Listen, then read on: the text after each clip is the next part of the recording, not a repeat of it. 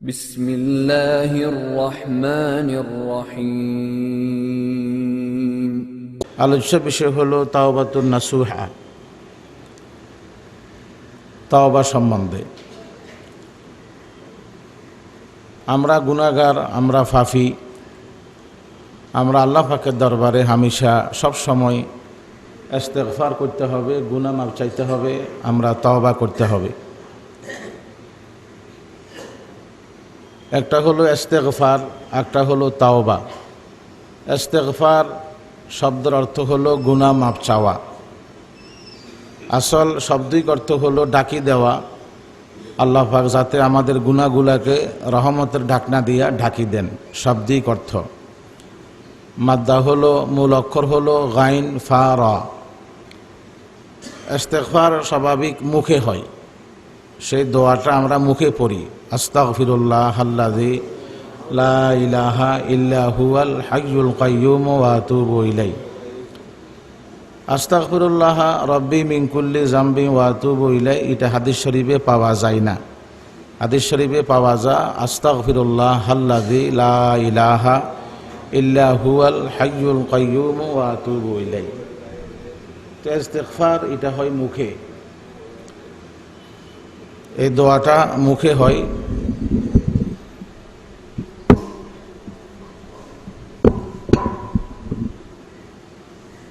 একটা হলো তাওবা।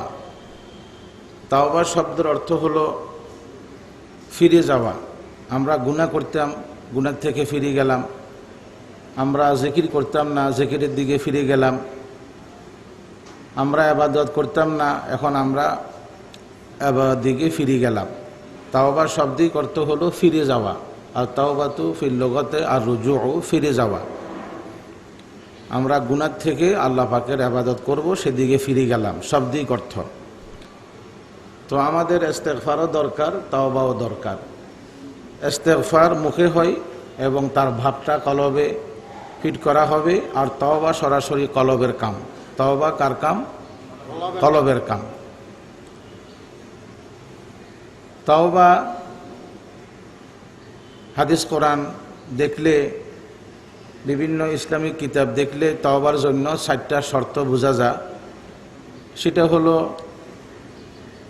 আর নাদামু, আরবিতে বলা হয় লজ্জিত হওয়া, এক। দ্বিতীয় হলো তাওবার শর্ত আল আজমু, আমি ভবিষ্যতে ইবাদত করব, প্রতিজ্ঞা করা, 2। 3 নম্বর তাওবার শর্ত হলো আল খালউ, অর্থাৎ আমি আর জীবনে গুনাহ করব না, 3। 4 নম্বর হলো ক্ষতিপূরণ দেওয়া। ক্ষতিপূরণ দেওয়া, আমি নামাজ পড়ি নাই অতীতে, এখন আমি নামাজ শুরু করলাম, তার বাকিগুলা কজা করলাম। এভাবে আমি রোজা রাখি নাই অতীতে, আমি যখন তওবা করলাম সেই হইতে বাকি রোজাটা আমি শুরু করলাম। এভাবে কিছু মানুষের হক হয়তো আমি নষ্ট করেছি, টাকা পয়সা সম্পদ আমি তাকে সেগুলা দিয়ে দিলাম, সে নাই তার ওয়ারেসকে দিয়ে দিলাম, তার ওয়ারেসও কেউ নাই, আমি ওই টাকাগুলা তার নামে সদকা করলাম। আল্লাহ পাক আব্দুল করিম আমার থেকে 500 টাকা পাইতো, এখন তো সে নাই, তার পরিবারও নাই, কেউ নাই, আমি তার নামে সদকা করলাম। এখন আপনার কাছে সে টাকাগুলা দেওয়ার মতো কোনো সুযোগও নাই, সদকা করার মতো সুযোগ নাই। আপনি সরাসরি আব্দুল করিমের মাপ চাইবেন যদি আব্দুল করিম থাকে, আর না হয় আপনি যত ইবাদত করেন, নামাজ কালাম করেন, আপনি আব্দুল করিম যে টাকা পাইতো 500 টাকা, 5000 টাকা, আপনি তার নামে সওয়াব দিবেন। আল্লাহ পাক কত টাকা পাইতো, দিতে পারতেছি না, আমার তৌফিকও নাই, আল্লাহ পাক আপনি তারে মাফ করে দিয়েন, আপনি তাকে মাফ করে দিয়েন। আপনি যে এই সমস্ত আবেগ দেখাইতেছেন, আল্লাহ পাক হয়তো দয়া মায়া করি সে 500 টাকা আল্লাহ পাক মাফ করাই নিবি, কারণ পরের হক বেশি মুশকিল। হাদিসের মধ্যে আছে আল্লাহ পাকের হকের চাইতে আল্লাহ পাক পরের হকটাকে বেশি গুরুত্ব দেন। সেটাও আল্লাহ পাকের হক, আল্লাহ পাকের আইন। কারণ যদি চুরি করলাম পুরা রাত্রে আর নামাজ পড়ে কান্দি দিলাম মাফ হয়ে গেল, ডাকাতি করলাম পুরা রাত্রে নামাজ পড়ে কান্দি দিলাম মাফ হয়ে গেল, তো ডাকাতি বাড়ি যাবে, চুরি বাড়ি যাবে, সন্ত্রাসী বাড়ি যাবে। এই জন্য আল্লাহ পাক বলেন আমি সেই ব্যাপারটাকে একটু শক্ত করছি, তোমরা ওর থেকে মাফ চাইতে হবে, আমার থেকে মাফ চাইলে হবে না। এখন কথা হলো একজন ব্যক্তি বিশেষ একটা ইবাদত করছে, শাহাদত বরণ করছে, ইসলাম প্রতিষ্ঠার লক্ষ্যে সে শাহাদত বরণ করছে। হাদিসের মধ্যে আছে শহীদ যদি কোনো সময় অলসতার কারণে নামাজ পড়ে নাই, শহীদ যদি কোনো কারণে অলসতার কারণে রোজা রাখে নাই, শহীদ যদি কোনো কারণে সেই অন্য কোনো বেহায়া কাম করে ফেলাইলো, আল্লাহ পাক শহীদের জীবনের সব গুনাহ খাতা মাফ করে দেন। কিন্তু ইল্লা দাইন, কজ্জকে আল্লাহ পাক মাফ করেন না, অর্থাৎ পরের হক কজ্জ দেনা সরাসরি মাফ করেন না। হাদিসের মধ্যে আছে সাবঈনা মাররাতান, 70 বারও শহীদ হোক, 3 বারও শহীদ হোক, আল্লাহ পাক পরের দেনা পরার হক আল্লাহ পাক মাফ করবেন না। ক্বালা রাসূলুল্লাহি সাল্লাল্লাহু আলাইহি ওয়াসাল্লাম ইগফারু লিশ-শাহীদি কুল্লু যামবিন ইল্লা দাইন, শহীদের সব গুনাহ মাফ হবে কিন্তু কজ্জর গুনাহ বলেন মাফ হবে না। কিন্তু এই হাদিসের ব্যাখ্যার মধ্যে আছে আল্লাহ পাক সরাসরি মাফ করবেন না, কিন্তু মাফ করাই নিবে। সেটা কিভাবে? আল্লাহ পাক বলবেন তোমার কাছে 500 টাকা পাইতো, তোমার কাছে 1000 টাকা তুমি পাইতা তার কাছে, এখন সে তো ইসলাম প্রতিষ্ঠার লক্ষ্যে শহীদ হয়ে গেল, তুমি যদি তাকে মাফ করে দাও ওই সওয়াবের গুদামটা তোমাকে দেওয়া হবে। সুবহানাল্লাহ। এই সওয়াবের গুদামের লোভ দেখাইয়া ওই ব্যক্তির থেকে আল্লাহ পাক মাফ করাই নিবেন। আলহামদুলিল্লাহ। এই জন্য আমরা শাহাদাতের মওতের দোয়া করব। হাদিসের মধ্যে আছে, হাদিসের মধ্যে আছে শাহাদাতের মওতের দোয়া করছে সে ব্যক্তি হয়তো শহীদ হলো না, দোয়ার কারণে আল্লাহ পাক তাকে শাহাদাতের মর্তবাত পৌঁছাই দিবেন। সুবহানাল্লাহ। তাহলে আল্লাহ পাক ইচ্ছা অনিচ্ছা আমরা পরের হক যদি আমরা কিছু খাই ফেলাই, দিতে পারলাম না, আল্লাহ পাক দয়া করে মাফ করাই নিবেন। মাফ করে দিবেন না, কিন্তু মাফ করাই নিবেন। হাদিসে আছে ক্বালা রাসূলুল্লাহ সাল্লাল্লাহু আলাইহি ওয়াসাল্লাম মান সাআলাল্লাহ শাহাদাতা বিসিদকিন বাল্লাগাহুল্লাহু মানাজিলা শুহাদা ওয়া ইম্মা তাআলা ফিরাশিহি, নিজের বিছনাতে মারা গেল, নিজের বাড়িঘরে মারা গেল, দোয়ার কারণে আল্লাহ পাক তাকে শাহাদাতের মর্তবাত পৌঁছাই দিবেন। সুবহানাল্লাহ। এজন্য শাহাদাতের মওতের আশা করা এটা হলো সুন্নত। আমাদের প্রিয় নবী মুহাম্মদ মুস্তাফা সাল্লাল্লাহু আলাইহি ওয়াসাল্লাম উনি শাহাদাতের মওত আশা করছেন। তো নবী যখন বড়, নবী যেই মওতের আশা করবে সেই মওতটাও বড়। নবী আলাইহিস সালাম শাহাদাতের মওতের আশা করছেন। আল্লাহ পাক আপনি আমাকে শহীদি মওত দেন, আবার জিন্দা করেন, আবার শহীদি মওত দেন, আবার জিন্দা করেন, আবার শহীদি মওত দেন। এইভাবে উনি 3 বার দোয়া করছেন, 3 বার।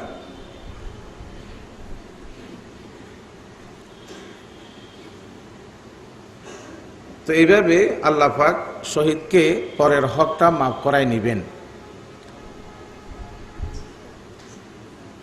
ইস্তেগফার এবং তওবা এটা আমাদের হামেশা দরকার, হামেশা দরকার।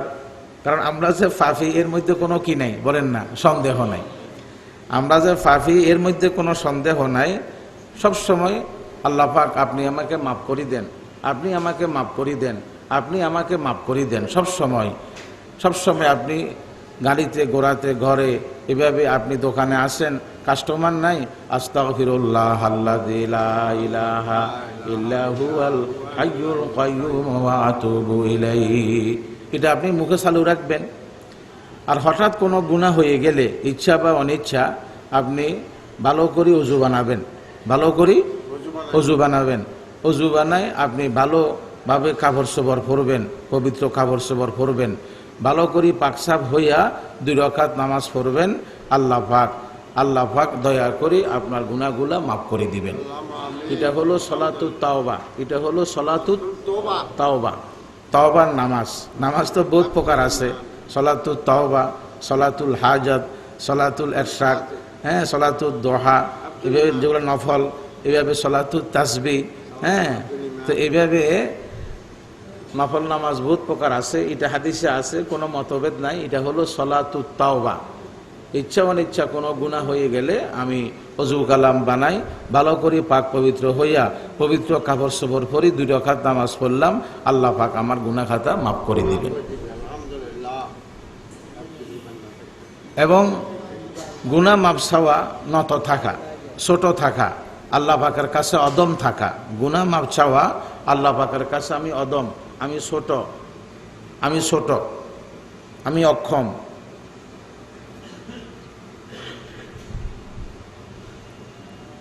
আমাদের প্রিয় নবী মোহাম্মদ মুস্তাফা সাল্লাল্লাহু আলাইহি ওয়াসাল্লাম, আল্লাহ পাক ওনাকে আদেশ দিয়েছেন, নবী আপনি আমার কাছে গুনাহ মাফ চান। বড় মুশকিল বুঝাবো, আল্লাহ পাক নবীকে বলছেন আপনি মাফ চান, গুনাহ মাফ চান, আপনি আমার পবিত্রতা বয়ান করেন আর আপনি গুনাহ মাফ চান, আপনি চাইবেন। আল্লাহ পাক বলছেন কোরআন শরীফের সর্বশেষ সূরা, আল্লাহ পাক বলেন ফাসাব্বিহ বিহামদি রাব্বিকা ওয়াস্তাগফিরহু ইন্নাহু কানা তাওয়াবা। আমার প্রিয় নবী সাল্লাল্লাহু আলাইহি ওয়াসাল্লাম, আপনি আমার পবিত্রতা বয়ান করেন, আমার যে কোনো দোষ নাই এটা বয়ান করেন, আমি আল্লাহ পাকের কোনো আইব নাই এটা বয়ান করেন, এটা স্বীকার করেন, আমার কোনো গুনাহ খাতা নাই এটা স্বীকার করেন, ওয়াস্তাগফিরহু, আর আপনি এভাবে মাপ চান, আপনি আমার কাছে মাপ চান। এটা আল্লাহ পাক আদেশ দিয়েছেন কাকে? আল্লাহ পাকের হাবিবকে। তো যেখানে আল্লাহ পাকের হাবিবে আল্লাহ পাকের পবিত্রতা বয়ান করতে হয়, গুনাহ মাপ চাইতে হয়, তো আমরা উম্মতেরা চাইতে হবে না? চাইতে হবে। আমরা তো ফাঁকি, আমরা তো দোষী, আমরা তো গুনাহগার। ওনার তো কোনো গুনাহ নাই, ওনার কোনো পাপ নাই, ওনার কোনো হিসাব কিতাব নাই, ওনার কোনো সুয়াল জবাব নাই, নবীর কোনো সুয়াল জবাব নাই, কোনো হিসাব কিতাব নাই, কোনো সুয়াল জবাব নাই, কোনো হিসাব কিতাব নাই। এবং নবী আলাইহিস সালাম বলছেন আমার উম্মতেরা, আমি তোমাদের আগে যে চলে গেলাম, কোটি কোটি উম্মত কিয়ামত পর্যন্ত আসবে, এটা যদিও দুঃখ, তোমরা আমাকে সবাই পাইলা না, আখিরি জমানের উম্মত আমাকে দেখলো না, কিন্তু এটা একটা রহমত। আল্লাহ পাক যে উম্মতকে ভালোবাসেন, নবীটাকে আগে নিয়ে যান, উম্মত থাকে যা, নবী যেন আগে যাইয়া আখিরাতের ময়দানে হাসরের সমস্যাগুলো সমাধান করতে পারে। আমি তোমাদের জন্য হাউজে কাউসার ঠিক করব, আমি তোমাদের জন্য পরকালের সুপারিশ করব, আমি তোমাদের জন্য ময়দানে হাসরকে এইভাবে আল্লাহ পাকের কাছে দোয়া করে সহজ করে নেব। তো আমি তোমাদের আগে চলে গেলাম, এটা তোমাদের জন্য শুকরিয়া, আমি পরকালের সমস্যাগুলা আমার ইমানদার উম্মতের জন্য সমাধানের চেষ্টা করব।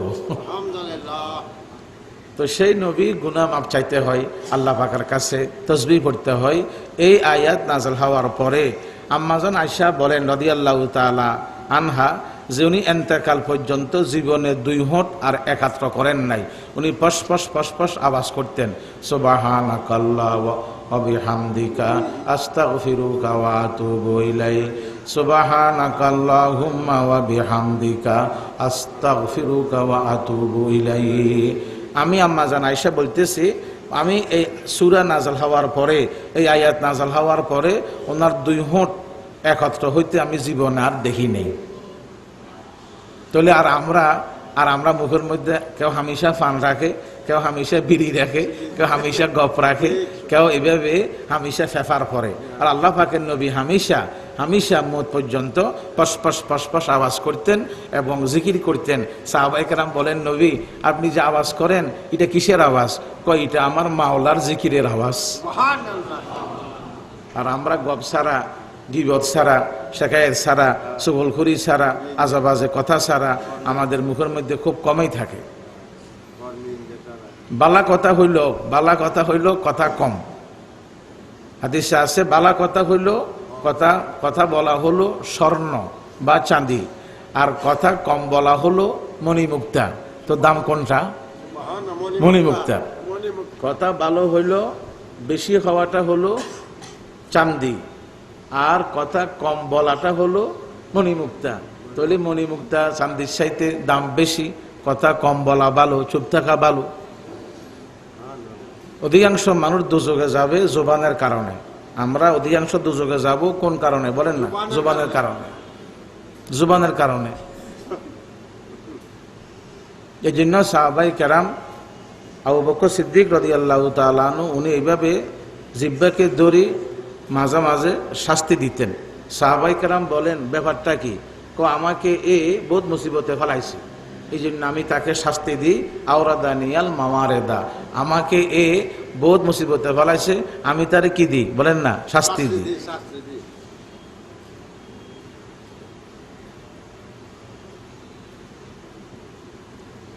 তো একটা হলো ইস্তেগফার, একটা হলো তাওবা। ইস্তেগফার স্বাভাবিক মুখে হবে ওই দোয়াটা, আর তাওবা হবে অন্তরে। এবং তাওবার শর্ত হলো কটা? 4টা। তাওবার শর্ত কটা বলেন? 4টা।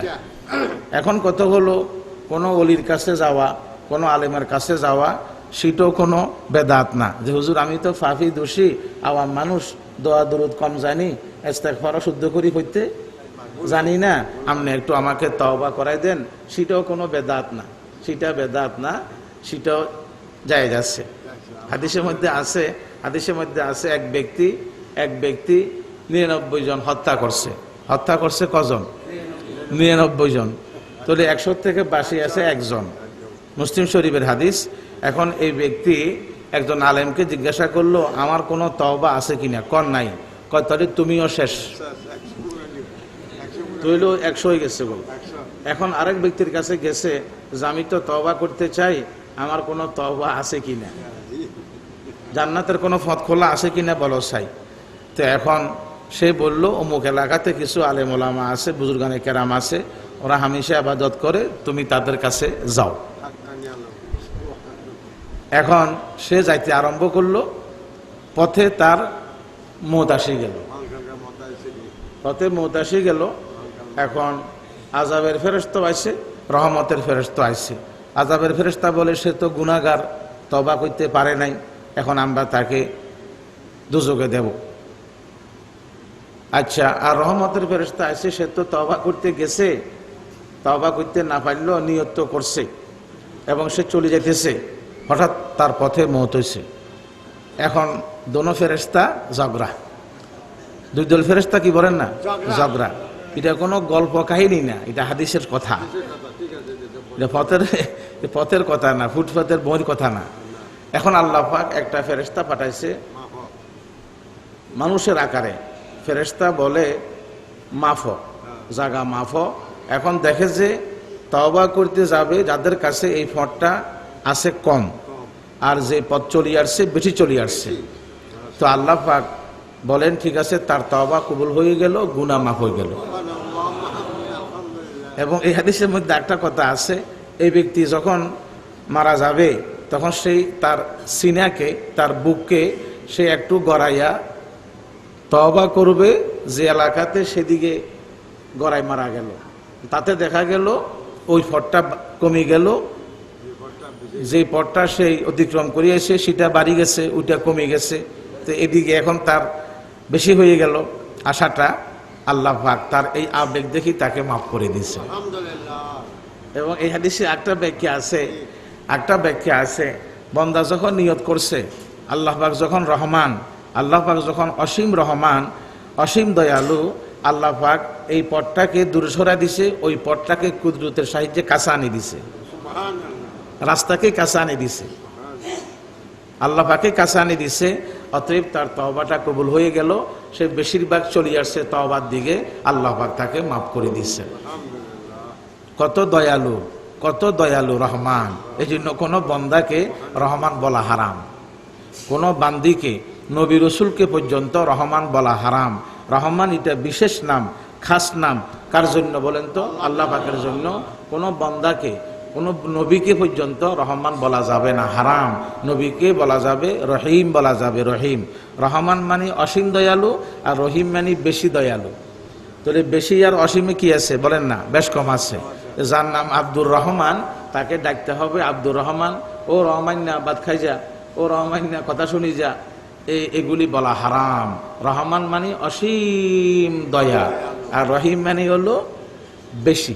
তো বেশি আর অসীম বেশ কম আছে না? বেশ কম আছে। আল্লাহ পাক আমাদের নবীকে রহিম বলছেন, কিন্তু রহমান বলেন নাই। কাফেরকেও ফালে, মুশরিকেরও ফালে, বামপন্থীরও ফালে, দুনিয়ার সমস্ত দুশ্মনকে ফালে, সৃষ্টিকে ফালে, ইমানদারকেও ফালে। তাহলে উনি কত অসীম, দোস্তকে ফালে দুশ্মনেরও ফালে। আল্লাহ পাক আমাদের নবীকে রহিম বলছেন, রহমান বলেন নাই। কোরআন শরীফ আল্লাহ পাক বলছেন, লাকাদ জাআকুম রাসূলুম মিন আনফুসিকুম আজিজুন আলাইহি মা আনিতুম হারিসুন আলাইকুম বিল মুমিনিনা রাউফুর রহিম। আল্লাহ পাক বলছেন, একজন নবী, আমি আল্লাহ পাক সম্মানী নবী, আমি আল্লাহ পাক তোমাদের কাছে পাঠাইছি। উনি তোমাদের ভিতরের থেকে, উনি কোনো জিন্না ফেরেশতা না, অর্থাৎ উনি জাতে মানুষ। উনি উম্মতের ব্যাপারে বেশি উনি লুবি, কিভাবে উম্মতকে ইমানদার বানাইয়া জান্নাতে নেওয়া যায়, আর উনি উম্মতের ব্যাপারে বেশি দয়ালু, বেশি দয়ালু, বেশি দয়ালু। তো আল্লাহ পাক এত মেহেরবান, কুফরি করুক, শিরিক করুক আর বেদাত করুক, আর সে এইভাবে পরের হক খাক আর নামাজ না পড়ুক, রোজা না রাখুক, আল্লাহ পাক কিয়ামত পর্যন্ত, সূর্য পশ্চিম দিক থেকে উঠা পর্যন্ত রহমতের দরজা খোলা না বন্ধ? খোলা। এই জন্য কোনো ব্যক্তিকে নৈরাশ করতে নাই, যা বেটা তুই দুযোগে যাবি, বেআমল, বেনামাজি, বেদাত করস, শিরিক করস, এইভাবে কোনো ব্যক্তিকে নৈরাশ করতে নাই। কারণ সূর্য পশ্চিম দিক থেকে উঠা পর্যন্ত তওবার দরজা খোলা। তো আল্লাহ পাক খুলে দিচ্ছেন, আমি তাকে নৈরাশ করি দুযোগে দেব কেন, আমি তাকে বাগাই দেব কেন? এই জন্য আল্লাহ পাকের নবী ইরশাদ করেন, ক্বালা রাসূলুল্লাহ সাল্লাল্লাহু আলাইহি ওয়াসাল্লাম বাশশিরু ওয়া লা তুনাফিরু ইয়াসসিরু ওয়া লা তুআসসিরু। আমার উম্মতেরা সুসংবাদ দাও, বেশি ভয় লাগাই দিও না, সুসংবাদ দাও, সুসংবাদ দাও, বাগাই দিও না, বাগাই দিও না, আমার উম্মতকে বাগাই দিও না। ইয়াসসিরু ওয়া লা তুআসসিরু, সহজ মুআমালা করো, আমার উম্মতের সাথে কঠিন মুআমালা বলেন না, করবে না, সহজ করো, সহজ করো, সহজ। তো তওবার দরজা খোলা, তওবার দরজা খোলা, সূর্য পশ্চিম দিক থেকে বলেন না উঠা পর্যন্ত, পশ্চিম দিক থেকে উঠা পর্যন্ত। ইমানদারের তওবাও দরজা খোলা, কাফেরের তওবার দরজাও বলেন না খোলা। ইমানদারের তওবার দরজাও খোলা, কাফেরের তওবার দরজাও খোলা। ইমানদারে তওবা করবে, সেই ইমান তো আনছে, সে এমনি কিছু গুনাহ খাতা করে, কবিরা গুনাহ বা সগীরা গুনাহ। কবিরা গুনাহ বা সগীরা গুনাহ, কবিরা মানি বড়, সগীরা মানি ছোট। শিরিক কবিরা গুনাহ, আব্বা আম্মার সাথে বেয়াদবি কবিরা গুনাহ, পরের হক খাওয়াটা কবিরা গুনাহ, মিথ্যা সাক্ষী দেওয়াটা কবিরা গুনাহ, এভাবে এতিমের মাল খাওয়াটা কবিরা গুনাহ, অপবাদ দেওয়াটা কবিরা গুনাহ। আর জাওয়াজের আন ইরতিকাবিল কাবায়ের, এখানে কিতাব আছে আন্দরকিল্লাতে, কবিরা গুনাহ কাকে বলে, সগীরা গুনাহ কাকে বলে, কবিরা গুনাহ কয়টা, বাকিগুলা হলো সগীরা। পড়বেন, আমরা যেন বোকা না থাকি, আমরা জাহেল না থাকি। সব শিরিক বেদাতের সমস্ত কুফরির মূল হলো কি বলেন তো, অজ্ঞ থাকা। পড়বেন কবিরা কাকে বলে, সগীরা কাকে বলে, পড়বেন, পড়বেন, চোখ খোলেন, কলব খোলেন, দেমাগ খোলেন, ইনশাআল্লাহ ফায়দা হবে। সগীরা গুনাহ কটা, কবিরা গুনাহ কটা, এবং তার কি সংজ্ঞা সব লেখা আছে। এবং তওবার দ্বারা আপনার কবিরা গুনাহ তো মাফ হবেই, সগীরা গুনাহ আপনার মাফ হইতে তওবা লাগে না। মাফ তো হবেই, কিন্তু তওবা লাগে না। আমরা যেগুলি ইবাদত সাবাদত করি, এগুলার দ্বারা আল্লাহ পাক সগীরা গুনাহ এমনি মাফ করে দেন। আমরা ওযু করি, সগীরা গুনাহ মাফ। আমরা জিকির করি, সগীরা গুনাহ মাফ। আমরা কোরআন তেলাওয়াত করি, সগীরা গুনাহ মাফ। আমরা মসজিদে হাঁটি হাঁটি আসি, সগীরা গুনাহ মাফ। আমরা নামাজ কালাম পড়ি, সগীরা গুনাহ মাফ, সগীরা গুনাহ মাফ। হাদিসের মধ্যে আছে, হাদিসের মধ্যে আছে, কথাটা একটু শরম বলতে হয় মশলার জন্য। এক সাহাবী খোরমা বেচে, কি বেচে বলেন তো? খোরমা। এখন একটা মহিলা সুন্দরী খোরমা কিনতে গেছে, তো সাহাবী পিছনের ঘরে খোরমা আছে, তো পিছনে গেছে, সেই সাহাবী মহিলাকে চুমা দিছে। মহিলা বলে যে ইত্তাকিল্লাহ, আল্লাহ পাকের ভয় করো। তো সাহাবী সোজা সোজা আমাদের নবীর দরবারে চলে গেছে। দরবারে যাইরে বলছেন, নবী আমাকে তো, আমি হালাক হয়ে গেলাম, আমাকে পাক করেন, আমাকে পাক করেন। কয় তুমি কি করছো? কয় আমি এটা করছি। কয় ওযু করো, 2 রাকাত নামাজ পড়ো। নামাজ কালাম ওযু কালাম পড়ি আসছে। কয় নবী আমাকে পাক করেন না, আমি তো এখন ওযু কালাম বানাইছি, নামাজ পড়ছি। কয় তুমি পাক হয়ে গেছো। সাইয়েন আবার হাদিসটা শুনিয়ে উল্টা করবেন না, তাহলে আমি এইভাবে করব আর এইভাবে ওযু কালাম বানাই মাপ চাবো, ফিডা একটু মাটি ধরবে না, কথা বুঝেন? না কোনো বলি ভুল করলাম? তো সাহাবী বলেন, ইয়া রাসূলুল্লাহ সাল্লাল্লাহু আলাইহি ওয়াসাল্লাম, আলী আলী, এই যে গুনাহটা মাফ হয়ে গেল, এটা কি শুধু আমার জন্য নাকি পৃথিবীর সমস্ত উম্মতের জন্য? নবী ইসলাম বলছেন সবার জন্য। হাদিসে আছে যে সগীরা গুনাহ বারবার করে সেটা কবিরা হয়ে যায়, ওইটাও হাদিসে আছে। যে ছোট গুনাহটা বারবার করে সেটা কি হয় বলেন না? কবিরা হয়ে যায়। আল্লাহ পাক আপনাকে মাফ করবেন, গোপন ব্যাপার, কিন্তু দেশে অবস্থা কি হবে? আপনি বাড়ি জ্বালাইতে হলে তো আর হামলাইয়ের আগুন লাগবে না, চুলার আগুনও লাগে না, মেজের কাঠির মাসিসের আগুন দিয়েও বাড়ি বলেন না জ্বালান যা। নবী ইসলাম বলছেন, আয়েশা তুমি আমার বিবি, আমাদের আম্মা জান রাদিয়াল্লাহু তাআলা আনহা, খবরদার সগীরা গুনাহ সগীরা মনে করি করবে না। ছোট গুনাহ কি হবে? ছোট গুনাহ কি হবে? ছোট গুনাহ আল্লাহ পাকের হুকুমের বাহিরে ছোট গুনাহ, সেটাও আল্লাহ পাকের সামনে বড় গুনাহ। যদি তোমাকে আল্লাহ পাক দুজকে দিতে চা, তো আল্লাহ পাক তোমাকে সগীরা গুনার কারণও দুজকে দিবে। আল্লাহ পাক যদি তোমাকে দুজকে দিতে চান, তো আল্লাহ পাক তোমাকে সগীরা গুনার কারণও দুজকে দিতে বলেন না পারেন। আল্লাহ পাকের নবী ইরশাদ করেন, ক্বালা রাসূলুল্লাহি সাল্লাল্লাহু আলাইহি ওয়াসাল্লাম, ইয়া আয়েশাতু ইয়াকি ওয়া মুহাক্কারাতিজ যুনুব, আমার বিবি আয়েশা, আমি তোমাকে ছোট গুনাহ থেকে ভয় লাগাইতেছি, কারণ ফাইন্না লাহা মিনাল্লাহি তাআলা, ছোট গুনার কারণে আল্লাহ পাক বান্দাকে দোজখে দিতে পারেন। ছোট গুনার কারণও আল্লাহ পাক বান্দাকে দোজখে দিতে পারেন। আর ছোট গুনাহ বারবার করলে কি হয়ে যা? কবিরা হয়ে যা। এখন হয়তো কিছু ব্যক্তি কথা মনে করতে পারে, তওবার দরজা যখন খোলা, তাহলে আমি ঠিক আছে গুনাহ করি, আমি তওবা করব আর কি। এখন এটা হলো আমাদের বোকামি, কারণ আপনি তো এখনো মরতে পারেন, আপনি যে তওবার সুযোগ পাবেন সেটা কি আপনার সিউরিটি আছে? তাহলে আপনি এই নিয়তে কিভাবে গুনাহ করবেন? ঠিক আছে জওয়ানকালে গুনাহ করিলই, বুড়াকালে তওবা করব, এটা তো কোনো সিউরিটি নেই। এটা হলো আমাদের ধোঁকা, এটা শয়তানে ধোঁকা দিচ্ছে। ব্যয় হইলে তওবা করব, আব্বা হইলে তওবা করব, শ্বশুর হইলে তওবা করব, কর্মজীবনে গেলে বলেন না তওবা করব। আমার এক সাথী আমাদের বাড়িতে মূলত সন্দীপ, আমাদের ক্লাসমেট, মারা গেল গত সপ্তাহ, মারা গেল ওনার লিভার ক্যান্সার। আমার সাথী লিভার ক্যান্সারে মারা গেল, একটা মাত্র মেয়ে বিয়ে দিছে, আর 3-4 জন ছেলে পেলে আছে। তোরে বিবি যুবতী বিধবা হয়ে গেল, কল্পনাও করে নাই যে আমি অল্প বয়সে চলে যাব। নাম হলো শহীদুল্লাহ। এটা খুব বড় ধোঁকা, যে আমি তো সুযোগ পাবো, সময় তো আছে, আমি তওবা করব আর কি। এই কথাটা এরকমই মনে করেন যে কোনো ব্যক্তি এই কথা তো মনে করে না যে আমি ওষুধ করব, এখন একটু আঙ্গুলটা আগুনে ফুরি, পরে ওষুধ করব আর কি। কথা বুঝলেন? আঙ্গুলটা এখন আগুনে ফুরি, পরে ওষুধ করব, পাটি লাগাবো, এই নিয়তে কেউ আঙ্গুলকে আগুনে ফোরে? এই নিয়তে কেউ আঙ্গুলকে তো আগুনে পড়ে না। তো এটাও এরকম, আমি গুনাহ করলাম মানে একটু আগুনের কাম করি লই, দুজকের কাম, পরে তওবা করব আর কি। এটা যখন কেউ নিয়ত করে না, ওইটাকে নিয়ত করতে, এখন গুনাহ করি লই, পরে তওবা করব। আর তওবা কবুল করতেই হবে, এটা কি আমি সাবসিস্টি করতে পারবো?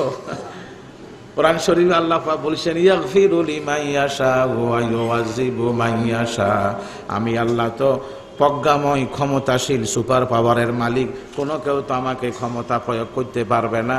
মাফও করতে পারি, আমি আল্লাহ আযাবও দিতে পারি। আমার তওবা কবুল করতে হবে, এইভাবে কি বলা যাবে? বলেন না, বলা যাবে না। তাহলে সব জায়গার তো ক্ষমতা দেখান জানা, দেখেন না ইফতারের দোয়া, কি সুন্দর দোয়া ইফতারের শেষে, যাহাবা জামাউ ওয়াবতাল্লাতিল উরুক ওয়াসাবাতাল আজরু ইনশাআল্লাহ। এটা হলো ইফতারের শেষে আমার পিপাসা চলে গেল, রক ঠান্ডা হয়ে গেল, পুরো দিন কাম করলাম রোজা, যদি আপনি সওয়াব দেন তাহলে আমি দাম পাইতে পারি। সওয়াব দিতে হবে, দাম দিতে হবে, এইভাবে কোনো স্লোগান দেওয়া যাবে? আমি রোজা রাখছি, সওয়াব দিতে হইবে, জান্নাত দিতে হইবে, এমন বলা যাবে না। এমন বলা যাবে না ইয়াগফিরু লিমান ইয়াশা ওয়া ইউআযিবু মান ইয়াশা। আমি আল্লাহ চাইলে মাফও করতে পারি, আমি চাইলে তোমাকে আযাব দিতে পারি, আমাকে তো ক্ষমতা কেউ দেখাইতে পারবে না। কোরআন শরীফের আয়াত, আল্লাহ পাক বলেন নবী হোক, রসুল হোক, ওলি হোক, যে হইব হোক, আমি আল্লাহ পাক জিজ্ঞাসা করতে পারি, আমার সামনে জবাব দিতে হবে, কিন্তু আমি কোনো কারো কাছে সামনে জবাবদিহি করতে বলে না, হবে না।